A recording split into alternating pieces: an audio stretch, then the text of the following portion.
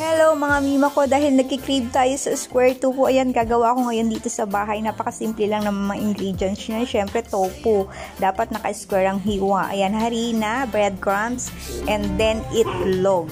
O, diba? Sa tatlong ingredients na to guys, dito natin i-coated yung ating tofu. So, dapat square ang pagkakahiwa para talagang square tofu siya. So, ayan.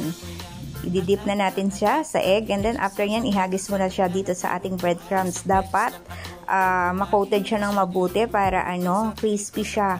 Dapat kapit na kapit, parang ikaw sa jowa mo, ganun. So ayan nga, ganyan lang, no. So sa lahat ng tofu, syempre ganitong gagawin natin, no. Medyo matrabaho, pero kapag gusto mo naman yung ginagawa mo, lahat naman ay kaya yan, di ba? So after yan, ay yun na nga yung tagumpay ng lasa. O, diba? Ganun lang naman yan.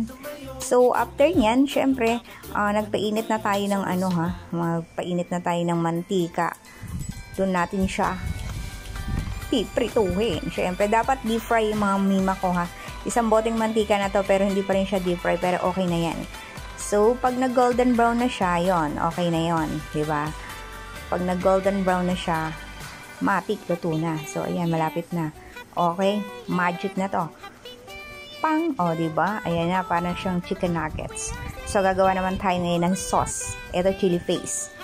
Ito yung ating gagawin sauce. Siyempre, 1 cup ng mayonnaise, then 1 teaspoon ng ating oyster sauce, 1 tablespoon ng ating liver spread, and then lagyan din natin ito ng calamansi. Ayan. So, maglalagay din tayo rito ng naglagay din ako ng liquid seasoning and then paminta. Durog. Ayan, igaganyan lang natin, halo-halo, and then pag ganito ang consistency, eto na, diba? So, itoppings na natin dito sa ating tofu square. Ayan, napakasarap guys. Nilagyan ko rin yan ng onion leaves and then fresh na onion para matik na merong aroma at merong something na kakaibang taste. O, diba? Shala! Yan na siya. Siyempre, uupakan na natin to. Nang walang sabi-sabi. Grabe, ang sarap. Ang mahal nito guys sa mall. Kala nyo ba? Oo, 70 pesos yata. 4 na piraso lang. O, diba? Gawa ka na lang. Sawa ka pa. Sasawa pa kayong lahat. Simpleng-simple lang naman. Diba? Ang sarap. Hindi na ako kain ng kanin. Ito na lang pwede na.